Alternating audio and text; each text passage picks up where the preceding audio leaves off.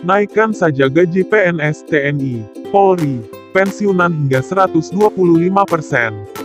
JPNN.com, Jakarta, mantan Menteri Koordinator Bidang Perekonomian Rizal Ramli memberikan solusi kepada pemerintah jika ingin kondisi ekonomi bangkit di tengah terpaan badai pagebluk COVID-19. Solusi ini, kata Rizal Ramli, sudah terbukti dilakukan di era kepemimpinan Presiden Abdurrahman Wahid Gus Dur, dan kini juga diterapkan negara lainnya. Saya baru baca di India tahun ini akan rebound paling cepat dari seluruh negara di Asia. Salah satunya karena pemerintahnya memompa daya beli masyarakat menengah ke bawah, persis yang kami lakukan waktu saya Menko di zaman Gus Dur, kata Rizal Ramli di kanal YouTube Bravos Radio Indonesia.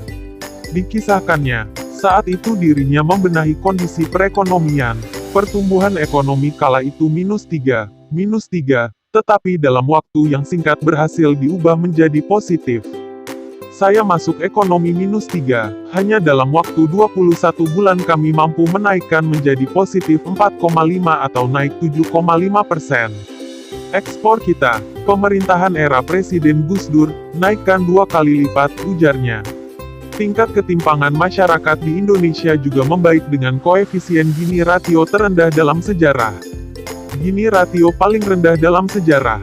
1 tahun kita kurangi kemiskinan 5 juta, 2 tahun 10 juta.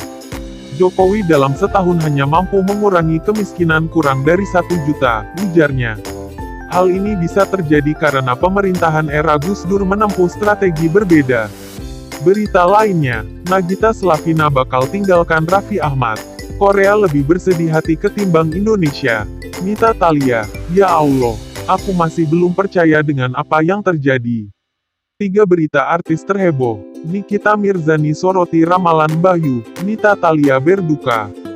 Jokowi disuntik vaksin COVID-19, Sinovac makin percaya diri.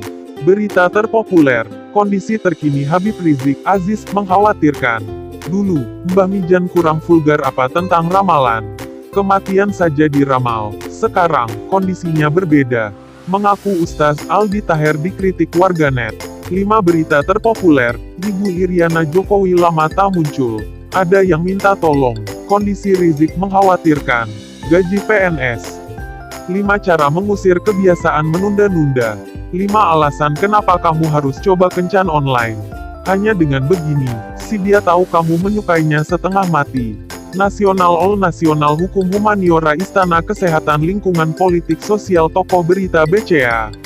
Politik All Politik Legislatif Parpol Pilpres Pemilihan Umum Pilkada. Daerah All Daerah Aceh Bali Kep. Bangka Belitung Banten Papua Barat Bengkulu DKI Jakarta Gorontalo Jabar Jambi Jateng Jatim Jawa Kalbar Kalsel Kaltara Kalteng Kaltim Kep. Riau Lampung. Ekonomi All Ekonomi Bisnis Industri Investasi Makro Pajak Produk Properti Syariah UMKM. Internasional All Internasional Afrika Amerika Asia Eropa Global Timur Tengah.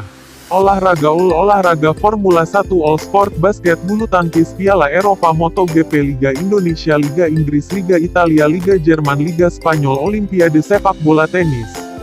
Entertainment All Entertainment Event Film Gosip Musik Seleb. Lifestyle All Lifestyle Food Hobi Keluarga Kesehatan Komunitas Perempuan Asmara.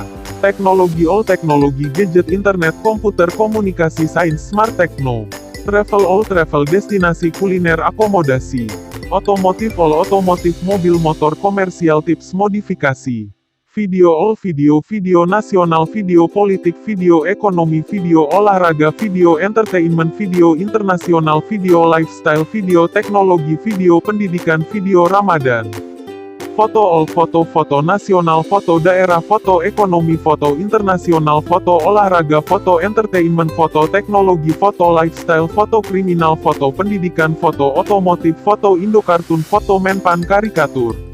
Lainnya disuai pantulan English ABC Indonesia Kriminal Historia Nawija terpopuler rekomendasi indeks berita indeks tag indeks topik. Pembahasan reformasi kesejahteraan pensiunan PNS masuki tahap akhir.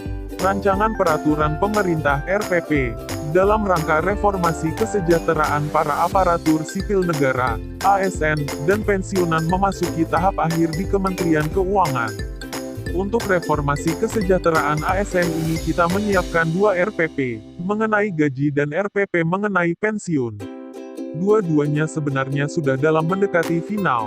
Dan dalam eksercise terakhir dengan Kementerian Keuangan, kata Sekretaris Kemenpan RB Wahyu Atmaji dalam rapat kerja dengan Komisi 2 DPR RI, Jakarta, Senin, tanggal 6 Juli tahun 2020. Dia menjabarkan, untuk pensiunan ASN ada 3 pokok utama untuk reformasi. Pertama adalah memberikan manfaat yang memadai. Sebab ASN banyak yang keberatan dengan pemotongan gaji pokok untuk pemanfaatan pensiun. Paham teknologi informasi. Jadi yang sekarang ini basis manfaatnya adalah gaji pokok. Gaji pokok kita itu setinggi-tingginya eselon I dengan bakat 4E itu paling sekitar 5 juta. Gaji pokok itu kemudian kita ambil 75%. Jadi, misalnya pensiun saya eselon I yang sudah bekerja sekian puluh tahun itu kurang lebih 3,5 juta. Jadi ini tentu sangat berat, ungkapnya. Oleh karena itu, basis manfaat pensiun ini kini dialihkan melalui take home pay bukan gaji pokok. Take home pay saya sekitar 40 juta. Jadi basisnya dari itu, ucapnya. Atmaji menegaskan, pemotongan manfaat pensiunan dari take home pay ASN dinilai tidak akan membebani keuangan negara. Dana para pensiunan ASN ini akan nantinya dikelola PT Taspen. Kita selama ini masih membebani APBN. Karena begitu pensiun, 100% dibayar oleh APBN. Yang ke depan dana kita akan dana dikelola oleh PT Taspen, ucap Wahyu Atmaji yang juga menjabat komisaris Taspen ini. Selanjutnya, iuran bersama yang nantinya juga akan ditanggung oleh pemerintah serta para ASN. Iuran bersama ini nantinya ditanggung pemerintah dan pegawai yang akan diiurkan bersama, dan diinvestasikan. Manfaatnya akan diharapkan lebih besar dan memberikan jaminan hari tua kepada PNS, katanya. Sebagai informasi, kepesertaan Taspen meliputi pensiunan PNS, pegawai negeri daerah otonom, pejabat negara, hakim, penerima tunjangan perintis kemerdekaan, dan penerima pensiun anggota ABRI yang diberhentikan dengan hak pensiun sebelum April tahun 1989. Peserta Taspen lainnya yakni penerima tunjangan veteran dan dana kehormatan, penerima pensiun ex-PNS Departemen Perhubungan pada PT Kereta Api Indonesia, Persero, dan penerima PNS ex-Perusahaan Jawatan Pegadaian Departemen Keuangan. Dana pensiun yang dikelola Taspen ini berasal dari potongan sebesar 4,75% dikalikan penghasilan PNS selama sebulan yang meliputi gaji pokok plus tunjangan keluarga. Selama ini, penyelenggaraan pembayaran pensiun dilakukan berdasarkan Undang-Undang Nomor 11 Tahun 1969 tentang Pensiun Pegawai dan Pensiun Janda, Duda Pegawai. Sesuai dengan UU tersebut sumber dana pembayaran pensiun berasal dari Anggaran Pendapatan dan Belanja Negara, APBN, Pay as you go.